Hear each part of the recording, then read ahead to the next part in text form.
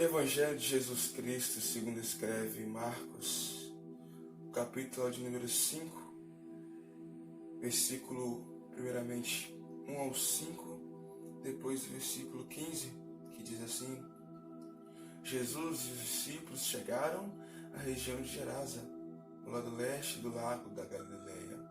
E assim que Jesus saiu do barco, foi encontrar-se com ele um homem que estava dominado por um espírito mau. E o homem vinha do cemitério onde estava morando. Ninguém conseguia prendê-lo, nem mesmo usando correntes, e muitas vezes já tinha amarrado suas mãos e seus pés com correntes de ferro, mas ele quebrava tudo e ninguém conseguia dominá-lo. Passava os dias e as noites nos montes e entre os túmulos, gritando e se ferindo de propósito com pedras. O versículo 15 vai dizer que quando chegaram perto de Jesus, viram o homem que estava dominado por demônio e ficaram espantados, porque ele estava sentado, vestido e no seu perfeito juízo.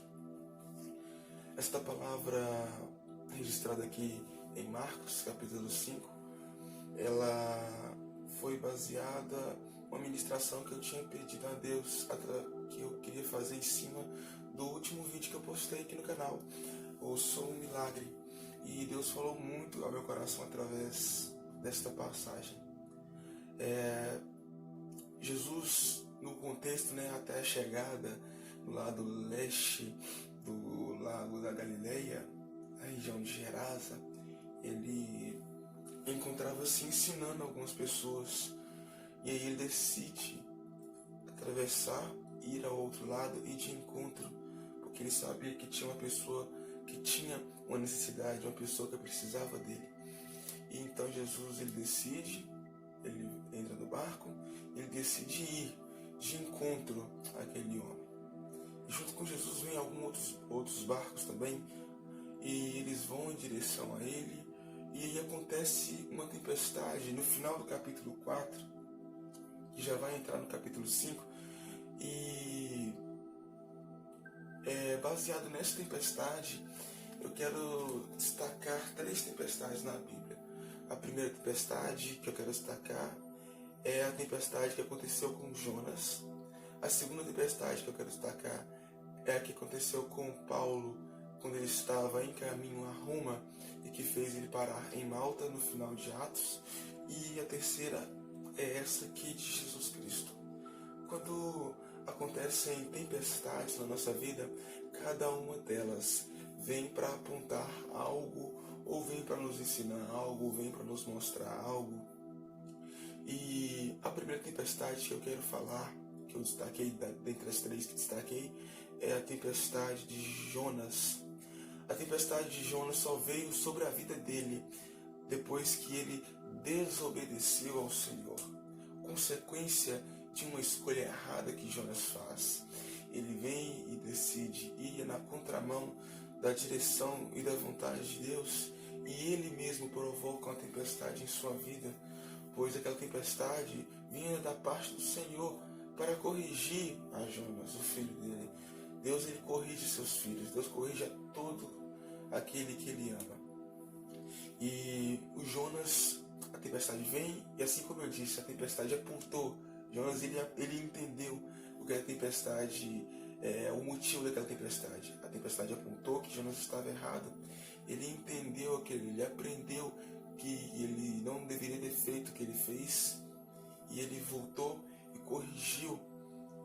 E outra coisa também, que a tempestade vem sempre antes de nós termos uma grande experiência com Deus na nossa vida, antes de nós vivermos algo sobrenatural de Deus na nossa vida também, a tempestade ela vem.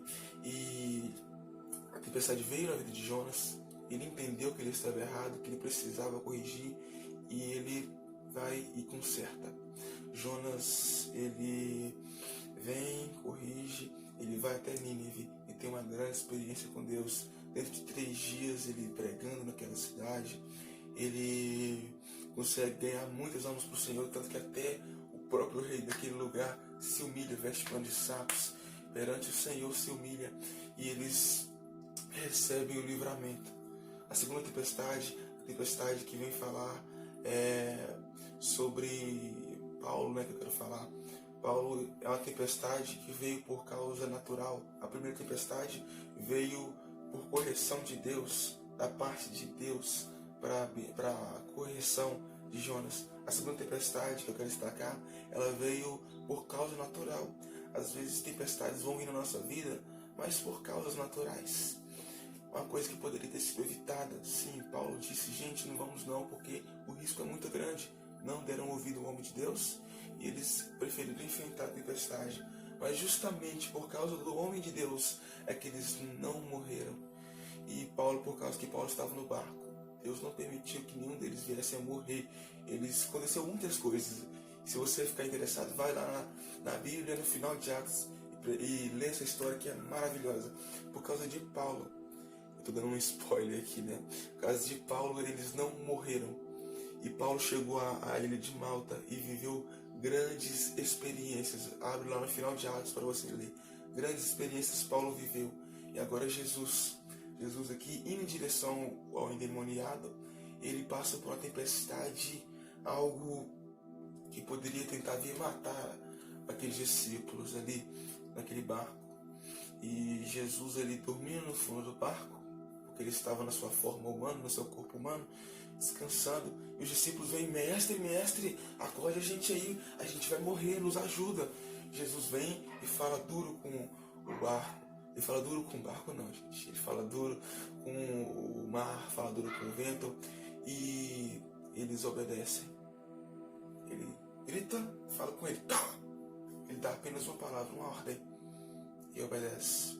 A primeira tempestade veio por forma de correção, consequência de algo que Jonas fez. A segunda tempestade vem como forma natural, algo que poderia ser evitado. Primeira causa, então, parte de Deus. Segunda causa, coisa natural. Terceira, espiritual, porque Jesus fala duro com o mar. Quando você olha aqui no contexto bíblico, aquela tempestade ela veio por causa sobrenatural, mas não parte de Deus, coisa maligna.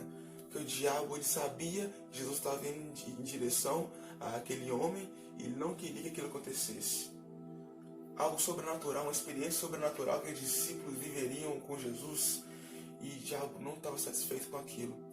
Meu irmão, se a tempestade, nossa, eu estou até arrepiando aqui, se a tempestade ela está vindo na sua vida, levantando de forma grande, eu tenho passado por tempestades, eu creio que você também tem enfrentado tempestades, mas se elas estão vindo para tentar te derrubar, para tentar te desanimar, pode saber, se não é por consequência de algo que você fez, que Deus está te corrigindo, se não é por uma causa natural, é porque o diabo está vindo para tentar te destruir, é causa maligna.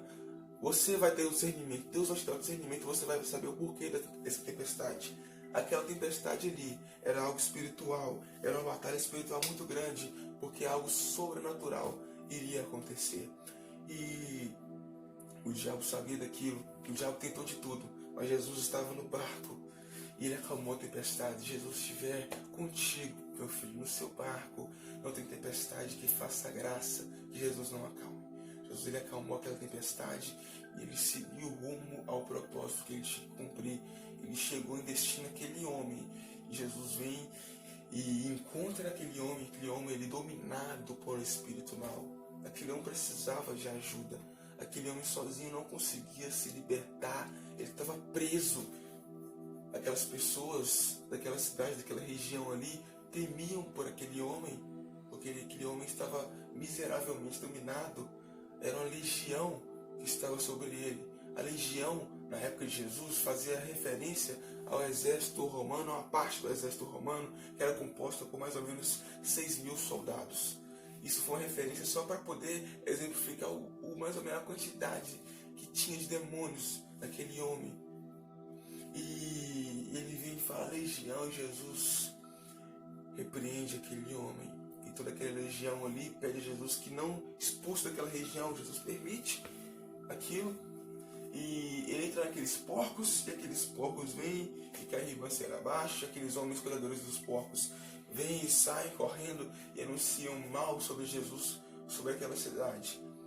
Mas uma pessoa que foi alcançada pela graça de Deus, aquela pessoa que ninguém dava nada por ela, aquela pessoa que era rejeitada pela sociedade, aquela pessoa que estava no fundo do poço. É essa pessoa que Jesus não rejeitou, essa pessoa que Jesus não rejeita, essa pessoa que Jesus jamais rejeitará, porque Jesus, ele ama o pecador e jamais o pecado. Há pessoas que precisam de nós, há pessoas que precisam que Jesus chegue até ela, e nós somos o meio, nós somos os barcos que vamos levar Jesus até elas, porque elas não conseguem buscar Cristo, mas se Cristo está uma vez conosco, nós podemos levar Cristo até essas pessoas. Há pessoas que precisam de mim, há pessoas que precisam de você, precisam de nós, precisam que Jesus entre na vida delas, e é através de nós que isso vai acontecer. Grandes experiências iremos viver, grandes tempestades irão se levantar. Se estivermos agradando a Deus, ai que as tempestades levantam com força. Mas quando Jesus está conosco, a tempestade se acalma, todo demônio sai. As pessoas necessitadas, elas têm as suas necessidades supridas. E Jesus, ele vai de encontro, Jesus transforma. Seja um veículo, seja um meio de libertação. Pois através da sua vida, pessoas que estão presas, precisam ser libertas, elas vão alcançar a libertação. Você é o meio que você, através de você, pessoas vão ser libertas, assim como esse homem também foi. Pessoas vão alcançar a libertação, a salvação, através de nós. Ele foi encontrado aqui, no versículo 15. As pessoas ficaram assustadas quando ele estava sentado e vestido no seu juízo perfeito. A transformação de Jesus foi tão grande que ninguém reconhecia mais aquele homem. A situação dele foi totalmente diferente. Antes de Cristo, ele era um endemoniado. Depois de Cristo, ele é uma pessoa que estava vestida e no seu juízo perfeito. E que após Jesus ser retirado ali, recebeu uma missão.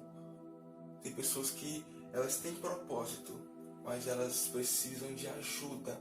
E através da minha e da sua ajuda, elas vão alcançar Jesus e os propósitos de Deus vão se cumprir na vida dessas pessoas. Seja um instrumento de Deus, seja um missionário na vida de alguém, seja uma bênção na vida de alguém. E Deus vai te usar bastante nessa terra. Que Deus te abençoe. Seja um instrumento de Deus. Deixa Deus te usar e você será uma bênção. Aí você pode se perguntar, mas como? Como que eu vou fazer isso? Sabe uma forma de você poder ajudar uma pessoa? Compartilhe esse vídeo. Inscreva-se no canal para acompanhar os próximos conteúdos, os vídeos, os vlogs, as ministrações. Assine aqui, ative o sino das notificações. E compartilhe, assista, deixe seu gostei e compartilhe para aquelas pessoas que estão precisando, que você será um grande missionário. Deus abençoe sua vida. Até o próximo vídeo.